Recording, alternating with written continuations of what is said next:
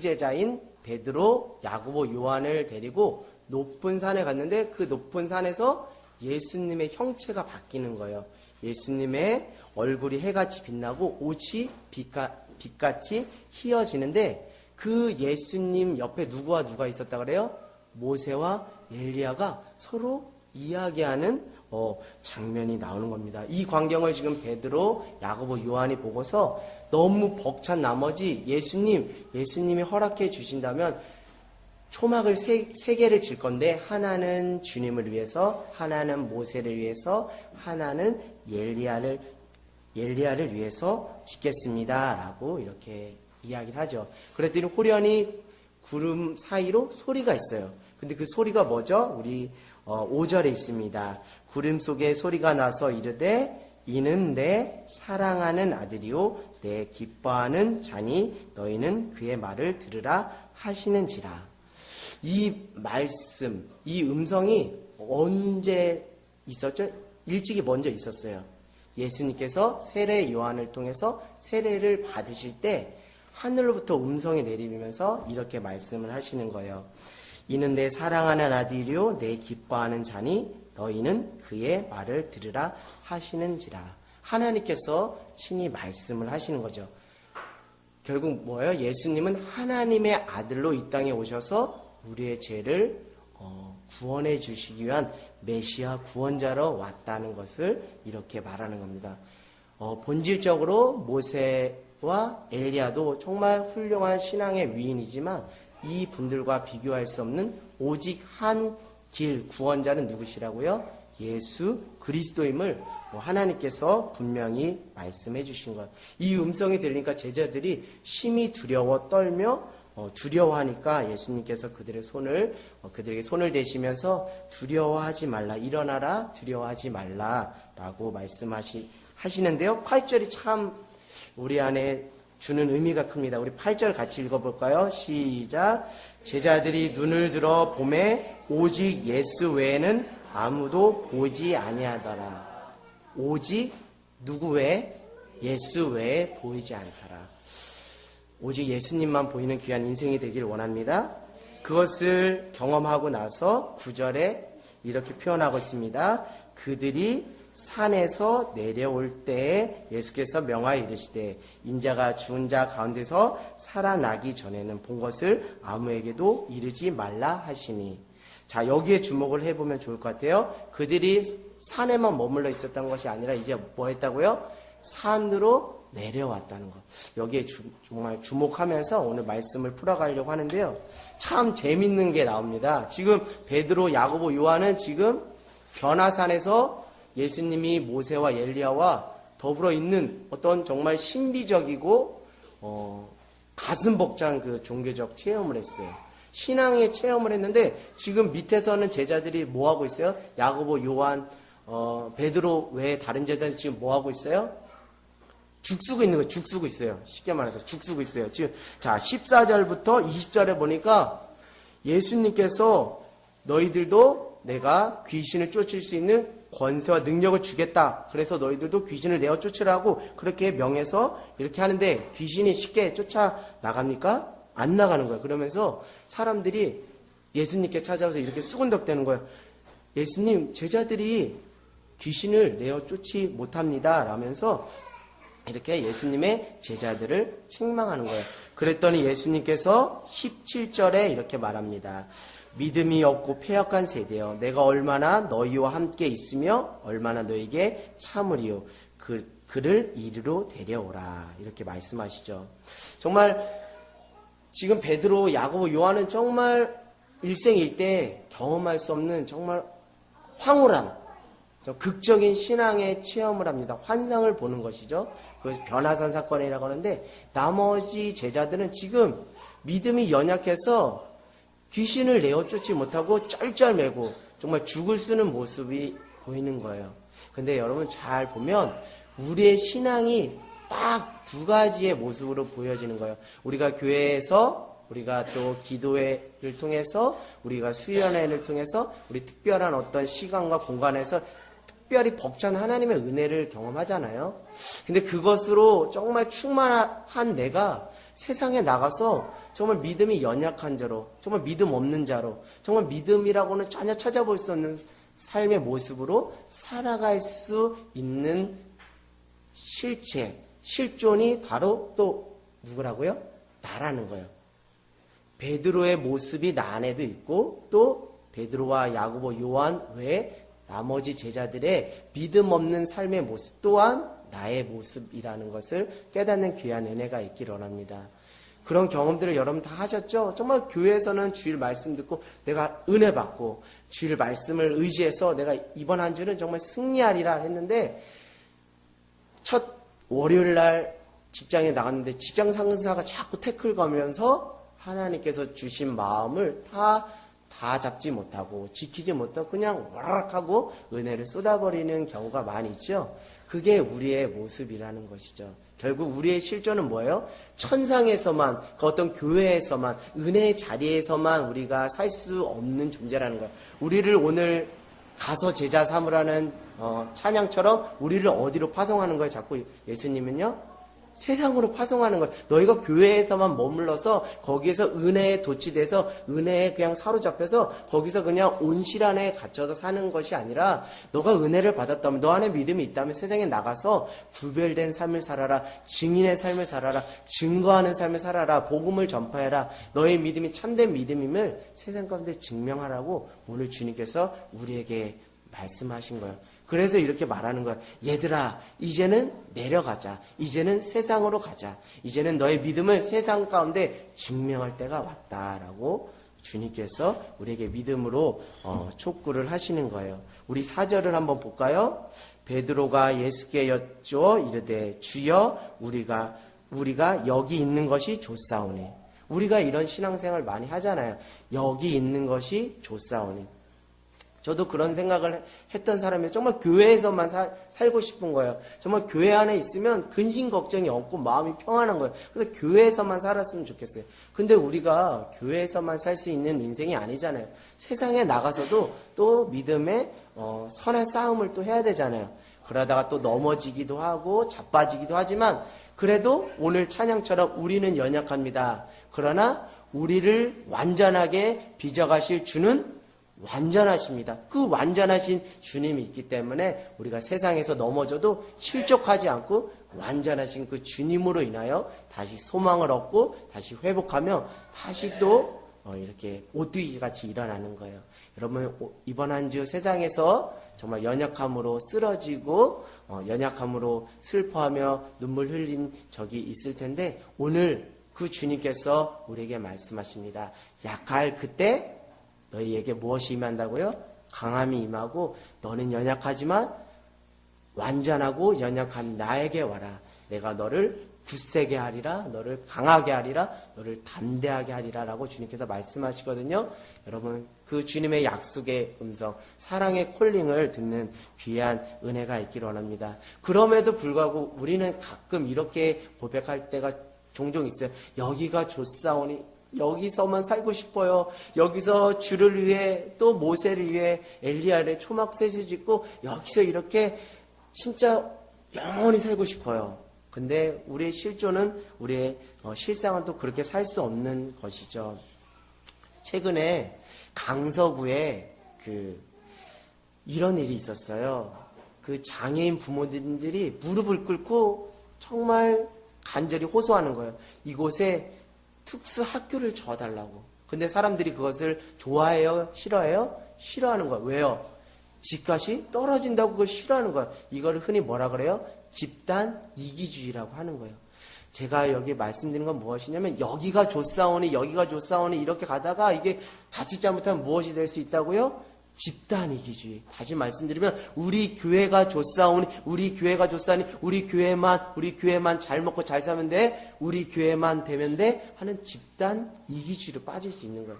그래서 이거를 경계하자는 차원에서 제가 오늘 말씀을 드린 거예요.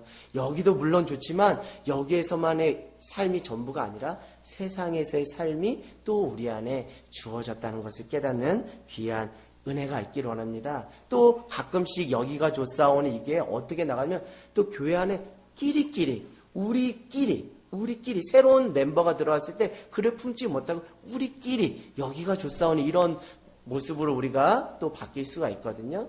여러분, 우리끼리가 아니라 더 많은 영혼들을 품는 귀한, 더 많은 영혼들, 또 내가 품어야 될 영혼으로 시선을 돌리고 그들에게 손과 발을 뻗는 귀한 우리가 되기를 원합니다. 또 이렇게 바뀔 수가 있어요.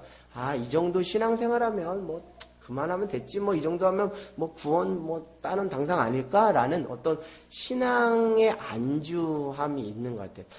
이 정도. 그런 모습으로 우리가 또 바뀔 수가 있고, 또 어떤 경우가 있냐면 뭔가 하나님의 특별한 은혜, 벅찬 은혜를 너무 많이 너무 경험한 나머지 이것에 너무 자아도취돼서 어떤 거예요? 붕붕 떠다니는 거예요. 막 땅을 밟고 다니는 게 아니라 막 구름 위로 달아내는. 우리는 현실을 부정할 수 없다. 현실에 뿌리 박힌 영성이라는 책이 있듯이 우리는 현실 안에 살아내야 그게 실제 우리의 믿음이고요, 우리의 영성의 실체가 되는 줄 믿습니다. 근데 이것이 계속 그런 거예요. 막 내가 받은 은혜, 내가 경험한 하나님, 이것이 계속 여기가 좋사오니 하다 보면 이것이 은혜가 아니라 자칫 뭐가 될 수 있다고요? 자기 의가 될 수 있는 거예요. 내가 경험한 것이 전부라는 어떤 우물한 개구리식으로 우리의 신앙이 병들 수가 있거든요. 그리고 그것이 다른 사람들에게 판단하고 정죄하는 자기 의로 빠질 수가 있어요. 그래서 자꾸 자기 왕국을 만들려고 해요. 그런 모습을 보신 하나님께서 얘들아 이제는 그러면 안 돼. 얘들아 이제는 내려가자. 이제는 영혼을 바라보자. 이제는 세상으로 나가자라고 주님께서 우리를 콜링하시는 귀한 음성을 듣는 귀한 은혜가 있기를 원합니다. 근데 여러분, 그러려면 누구의 음성을 들어야 돼요? 5절에 이렇게 말하고 있습니다. 이는 내 사랑하는 아들이요 내 기뻐하는 자니 너희는 그의 말을 들으라 하시는지라. 이런 자기 우물 안에 갇히지 않으려면 자꾸 우리가 누구의 말씀을 들어야 돼요? 주님의 말씀을 들어요. 그래서 자꾸 예배에 나와서 설교 시간에 주님의 말씀을 듣는 거예요. 그래야 내가 깨지고 내 막혔던 귀가 열리고 내 닫혔던 눈이 열리면서 내가 그동안 보지 못했던 영혼이 보이고 정말 울고 있는 그 영혼이 보이고 그들에게 찾아가서 끌어안을 수 있고 그들을 위해서 중보할 수 있고 또 병자를 위해서 손을 얹고 기도할 수 있는 은혜가 우리 안에 있다는 것이죠. 자꾸 들려져야 돼요. 주의 말씀이 들려지는 귀한 은혜가 있기를 원합니다. 제가 어떤 방식으로 여러분에게 설교를 전하든지 여러분 각자 개인에게 특별히 하나님께서 여러분에게 말씀하시는 귀한 말씀이 있기를 원하고요. 음성이 있기를 원하고요. 특별히 하나님이 부어주시는 마음이 있기를 원합니다. 정말 병자를 보면 정말 눈물이 나서 저 영혼을 위해서 내가 기도하지 않을 수 없는 그 몸부림이 여러분 안에 회복되는 귀한 은혜가 있기를 원하고요. 그리고 어린 생명들만 보면 저 고사리 같은 어린 생명들만 보면 너무 가슴이 벅차서 저 영혼을 위해서 기도해야지 라는 그 아버지의 마음, 또 여러 가지 여타의 마음들, 그 아버지로부터 하나님으로부터 오는 그 마음들이 우리 안에 회복되는 귀한 은혜가 있기를 원합니다. 이 말씀이 자꾸 들려져야 우리의 마음이 넓어지고요. 우리 교회의 사역의 지경이 넓어지고요. 우리 눈이 교회에만 내 가정과 내 인생의 바운더리에만 집중하는 것이 아니라 세계 열방을 품고 죽어져가는 영혼들을 볼 수 있는 귀한 은혜가 있거든요. 오늘 세계를 보는 하나님의 세계와 하나님의 역사를 바라보는 귀한 은혜가 있기를 원합니다. 자, 여러분 8절을 보세요. 제자들이 눈을 들고 보매 오직 예수 외에는 아무도 보이지 아니하더라. 가끔 우리가 정말 어떤 기도원에 가서 어떤 수련회를 통해서 어떤 특별한 은혜를 경험하잖아요. 그럼 그 은혜가 전부인 것으로 착각을 해요. 그래서 내가 세상에서 은혜라는 은혜는 내가 다 받고 내가 정말 하나님의 은사는 내가 다 받은 것으로 막 이렇게 너무 이렇게 가슴 벅찬 나머지 붕붕 떠다니는 그런 경우가 있거든요. 그러다가 보면 자칫 누구를 놓치게 돼요? 예수님을 놓치게 돼요. 예수님을 놓치고 무엇이 더 올라가는 거예요? 내가 경험했던 신앙적 경험, 어떤 신앙의 어떤 체험들을 더 예수님보다 올려요. 그래서 내가 모세를 봤다? 내가 엘리야를 봤다? 내가 예수님과 모세 엘리야가 이렇게 하는 걸 내가 봤다? 그러면서 그 경험들을 올리면서 자기 신앙의 어떤 주가를 자꾸 올리려고. 그러면 그거는 뭐예요? 예수님은 없고 자기만 드러내는 거잖아요. 여러분 참된 신앙은 뭐예요? 오직 누구만 보이는 거예요?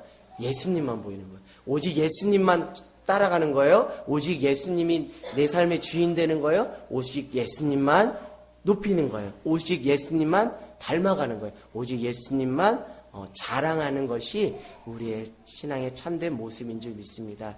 오직 예수님, 그 예수님을 바라보고 그 예수님 외에 다른 것이 내 삶의 1순위가 되지 않는 귀한 은혜가 있기를 원합니다. 그런데 거기에만 머물러 있었던 것이 아니에요. 9절에 보니까 뭐라고 돼 있어요? 그들이 산에서 내려올 때.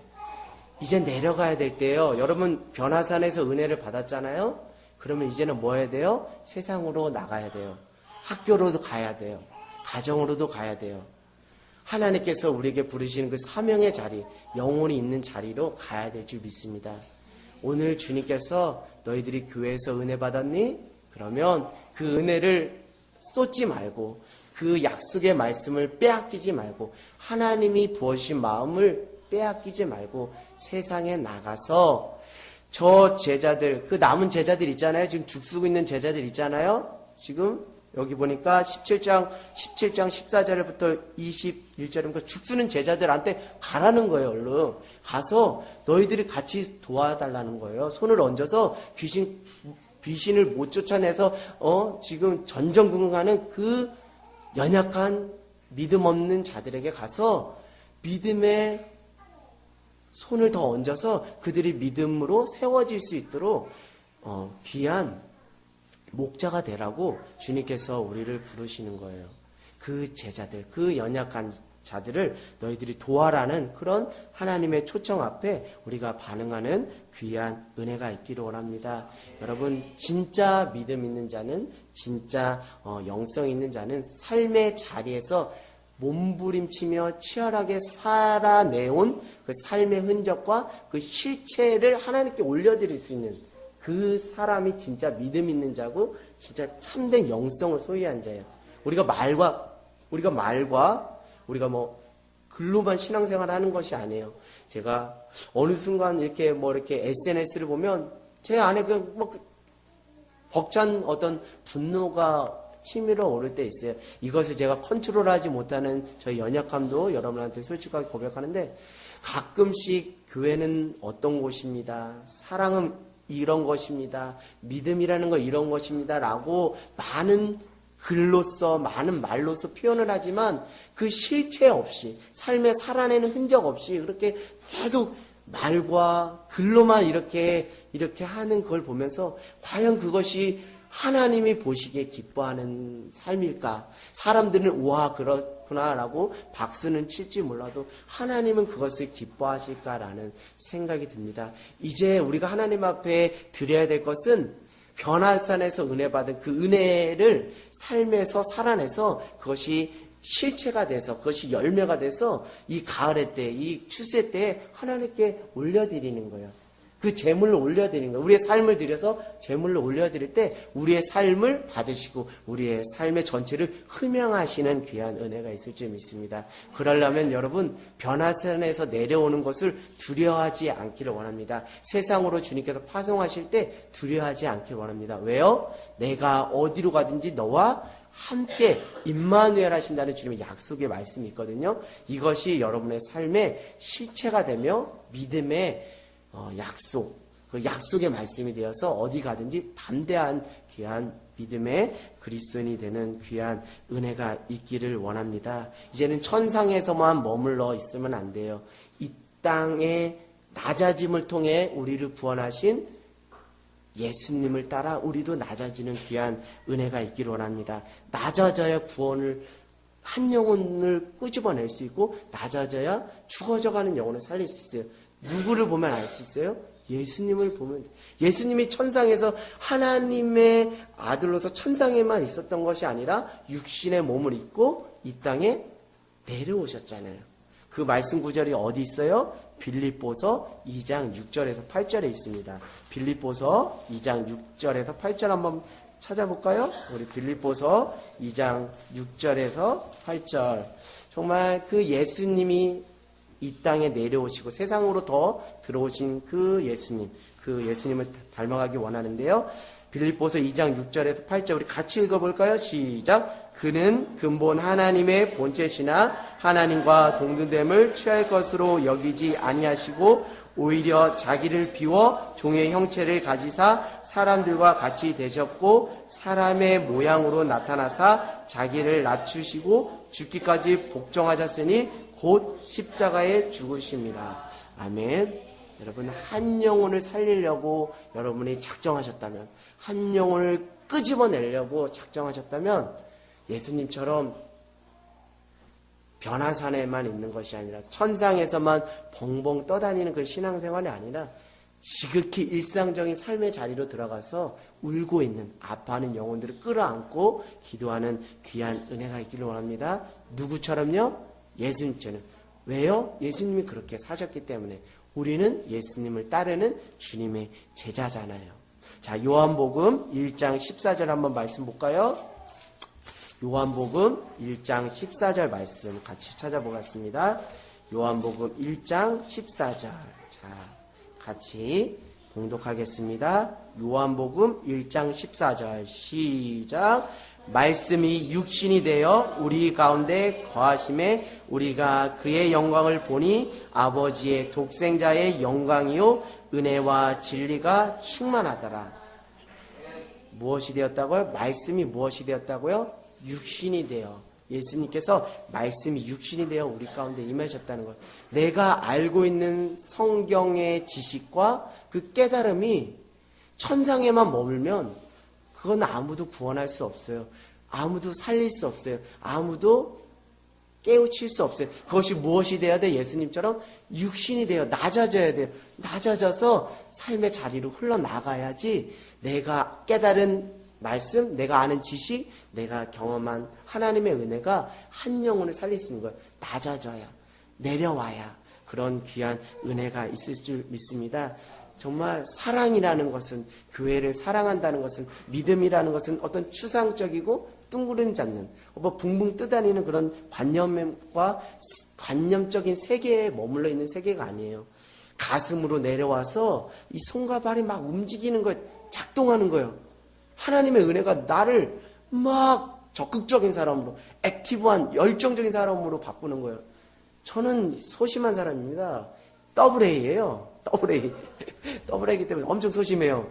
가끔마다 우리 전에도 이렇게 성도들하고 교제하면서 제가 일기장 써놓은 게 수두룩해요. 그러면서 뒤끝 있는 거 다 써놨어요. 이렇게 하면서 할 정도로 저는 더블 A예요. 어떻게 이게 그냥 우스갯소리고 증명된 얘기는 아니겠지만 우리 또 작은 체라키 사모님이 웃는데 또 저희 실제를 너무 잘하는 사람이라 네. 그만큼 저는 참 소심하고 어떻게 보면 위축되기 쉬운 사람인데 제가 그런 사람으로만 머물러 있는 것이 아니라 하나님께서 저에게 주신 은혜가 있거든요. 저에게 주신 감동이 있거든요. 저에게 주신 그 뭔가 벅차는 설명할 수 없는 액티브한 뭐가 있어요. 불이 있는 거예요. 그러니까 여기 나와서 여러분 앞에 이렇게 설교할 수 있는 거잖아요. 제가 예전에 대학교 4학년 때 하나님께서 저에게 은사도 주시고 능력도 주셨는데 이 사람 앞에서는 두려움이 많았어요.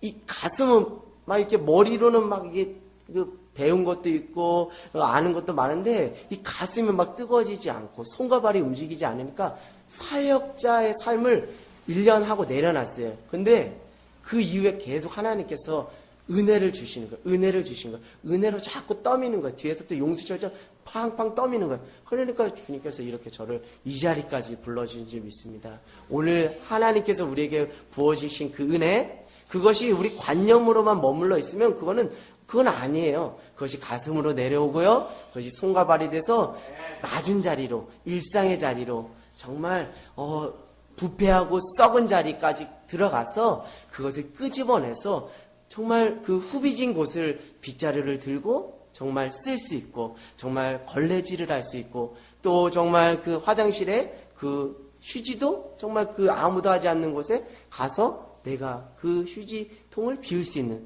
그건 내가 할 수 있는 것이 아니에요. 주의 성령이 내 안에 충만하게 임하고 하나님의 거부할 수 없는 은혜가 있으면 하지 말라도 하거든요. 그건 성격 때문에 하는 건 아니에요. 하나님의 은혜와 성령의 그 충만하시고 강권하심이 있으면 누구나 할 수 있는 거예요. 누구에나 열려 있어요. 그런 귀한 은혜가 우리들 안에 있기를 원합니다. 가슴이 뜨거워지는 밤이 되길 원하고요. 손발이 정말 주의 마음으로 움직이는 귀한 은혜가 있기를 원합니다. 여러분 주기도문 잘 아시죠? 우리 마태복음 6장 10절로 한번 가볼까요? 마태복음 6장 10절로 한번 가보겠습니다. 마태복음 6장 10절. 하나님께서는 하늘만 얘기하지 않으셨고 또 땅만 얘기하신 것이 아니에요. 하늘과 땅을 같이 얘기했어요. 하늘과 땅을, 우리는 하늘과 땅을 크로스하는, 왔다 갔다 하는, 그것을 초월하는 그런 인생을 살게 해주셨거든요. 그런 은혜를 주셨거든요. 6장 10절 같이 한번 읽어볼까요? 시작. 나라가 임하시며 뜻이 하늘에서 이루어진 것 같이 땅에서도 이루어지리다.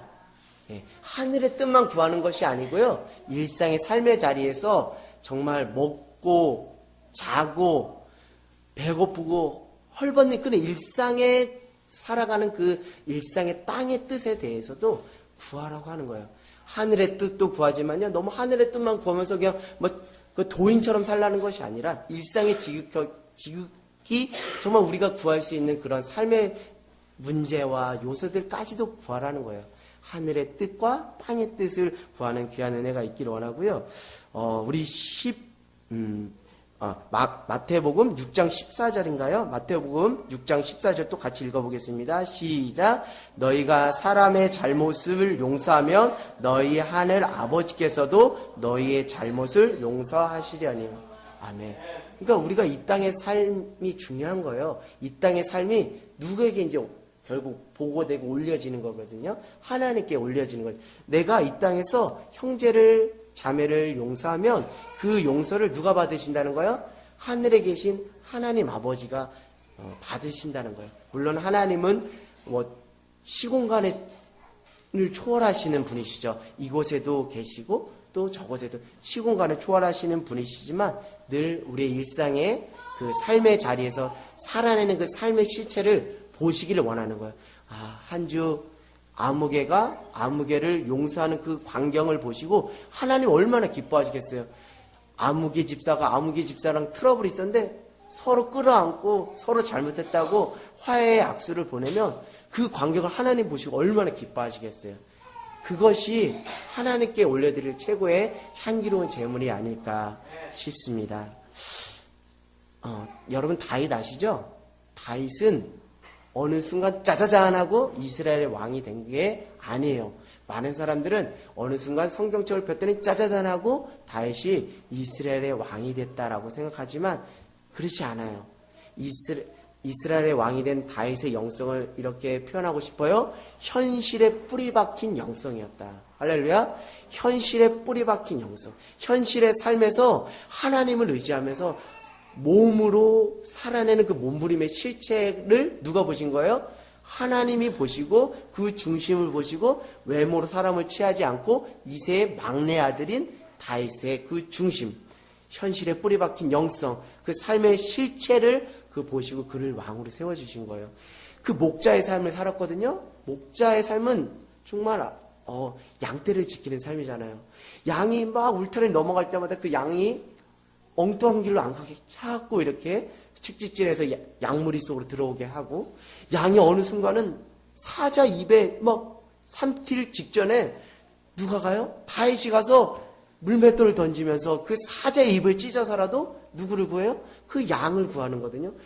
이런 자세, 이런 삶의 실체를 보니까 이 다윗은 한 마리의 양도 포기하지 않고 끌어안고 그를 끄집어내려는 그 마음, 그 중심을 보니 내가 흡족하게 다윗을 통해 나라를 맡겨도 되겠다는 하나님의 사인이 있어서 사무엘을 통해서 다윗의 머리에 기름을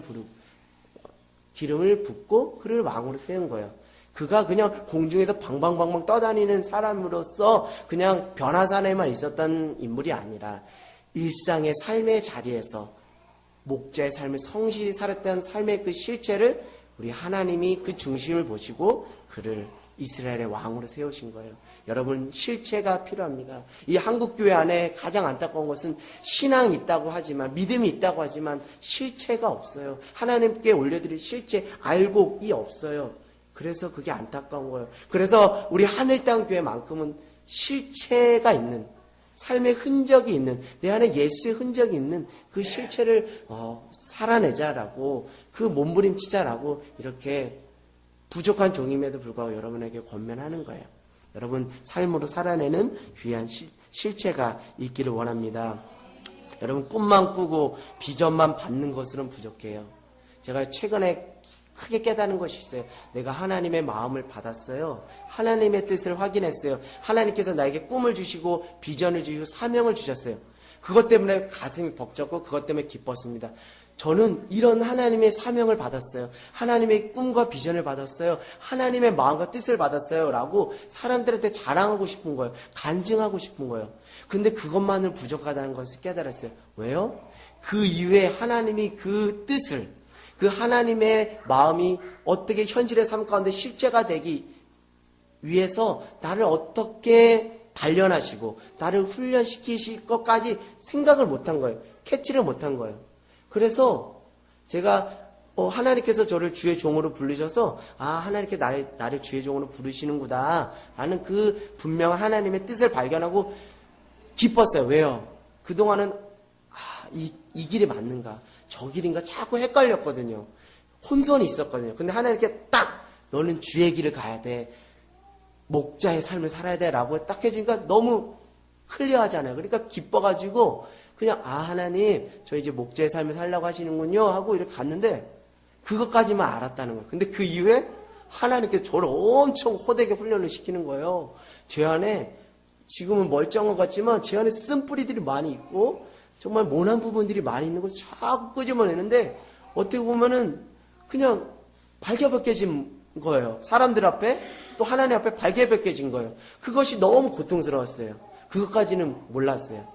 근데 하나님께서 하나님의 사명을 이루시기 위해서 하나님의 뜻을 이루기 위해서 하나님의 마음이 실제가 되기 위해서 나를 그렇게 막 호되게도 훈련시키시기도 하고 인격적으로 또 기다려주시면서 온유하게 또 훈련시키고 여러 모양으로 훈련을 시키더라고요. 그것을 알았어요.